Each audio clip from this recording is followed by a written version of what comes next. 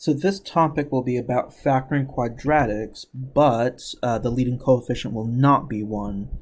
So in the previous topic, you guys should have gone over factoring quadratics when the leading coefficient was 1, when there wasn't a visible number in front of the x squared.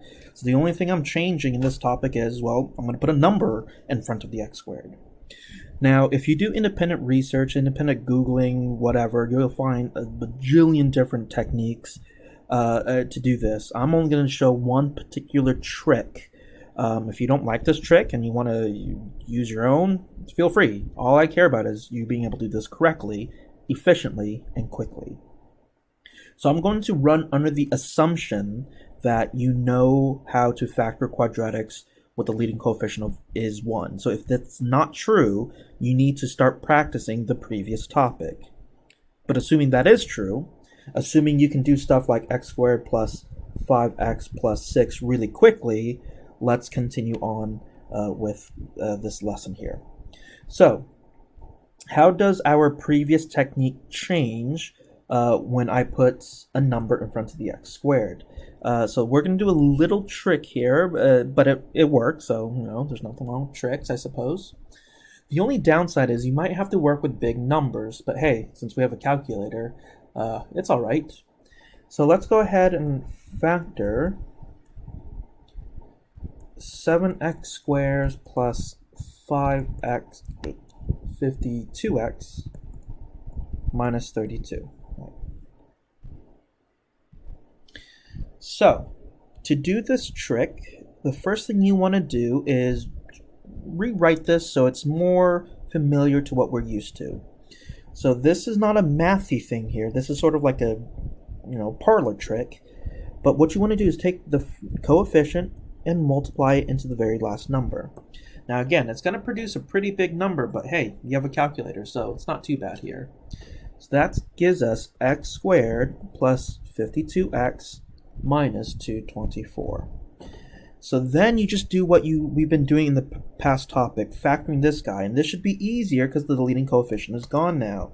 So it should be x and x. The only downside is 224 is a freakishly huge number. But again, just use your calculator. So 224 divided by 2 would work.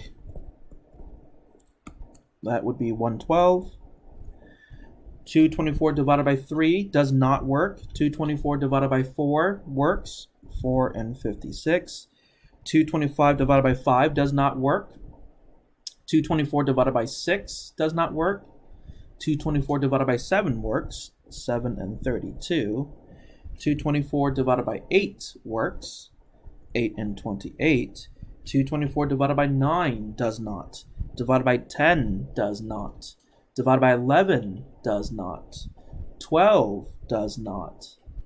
13? Nope. What about 14? 14 works. 14 and 16.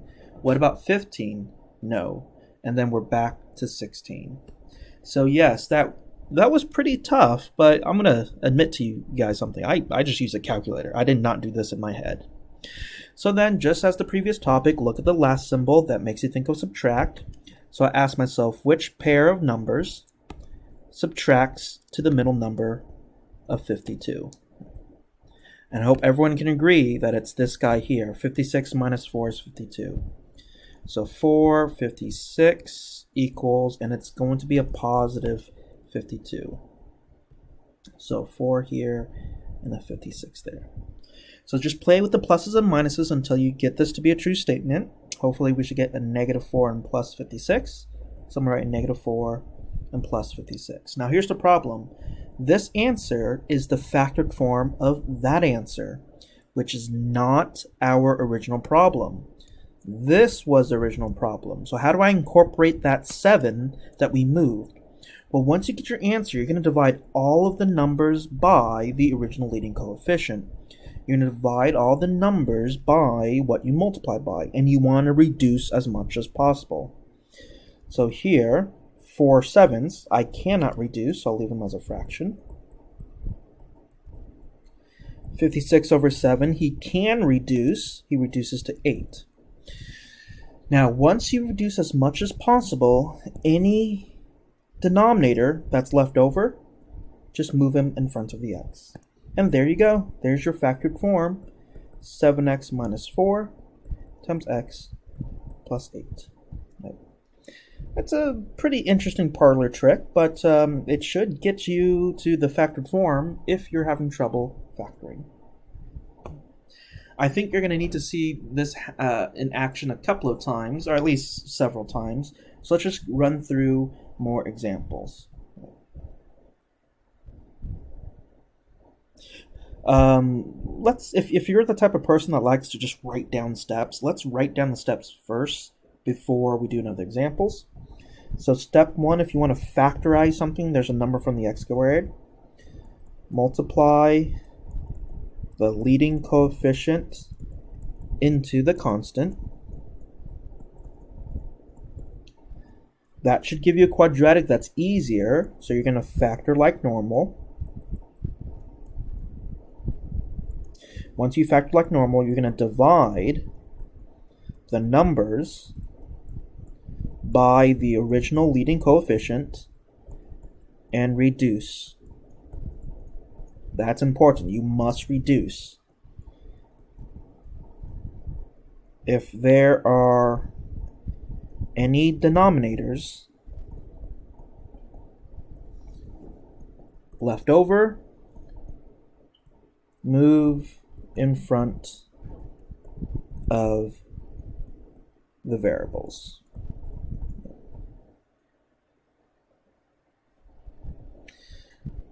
So let's take a look at least two more examples with these 4 steps in action. Hopefully I can find one with smaller numbers. This one looks pretty... Yeah, this one should work. This should be nice. It's not that big of a numbers. So let's say I asked you to factor 6x squared plus x, minus 2, right? I deliberately chose this because the numbers are small. So first things first, take the leading coefficient and multiply them into the constant. So we're going to make a brand new problem. And then I'm going to factor this guy like normal. X and x. 12, 1 and 12, 2 and 6, 3 and 4. Last symbol makes me think of subtract. Which pair subtracts to the middle number of 1? That's 3 and 4 here. So we get 3, 4 equals, and the middle number is a positive 1. So hopefully it doesn't take a lot of thinking. That should be a negative 3, positive 4. And then what you're going to do is, since our original leading coefficient was 6, I'm going to divide all the numbers by 6. And then you want to reduce as much as possible. So 3 over 6 reduces to 1/2. 4 over 6 reduces to 2/3. And then last step is, if there are any denominators left over, this denominator is left over, you bring them in front of the variables. This 3 is left over in the denominator, you bring them in front of the variables. So that gives us 2x minus 1 times 3x plus 2. That is the factored form of the original problem, 6x squared plus x minus 2. Okay. So again, this is not the only way to do this. This is sort of like cheating. It's a weird trick. But at least reduces these, quote, hard problems into something that you should be familiar with, factoring when the leading coefficient is not 1. Third time's a charm. Let's do one more example. I just want to leave you with 3 here. Again, the downside of this, of course, is the numbers can get big. Just for fun, let's do a really big problem here. Say 10x squared minus 57x plus 54. Oh my goodness, that's a ginormous number. So first number times last number. X squared minus 57x plus 540. Oh, this would be fun. 540, I'm going to use a calculator here. 1 and 540. 540 divided by 2 is 270. 540 divided by 3 is 180. 540 divided by 4 is 135. 540 divided by 5 is 108. 540 divided by 6 is 90. 540 divided by 7 doesn't work. 540 divided by 8 doesn't work. 540 divided by 9 is 60. I might actually have to scroll down. 10 is 54. 540 and 11 doesn't. 540 and 12 is 45. 540 and 13. 540 and 14 doesn't work. 540 and 15 and 36. 540 and 16 doesn't work. 540 and 17 doesn't work. 540 and 18 is 30. 540 and 19, 540 and 20,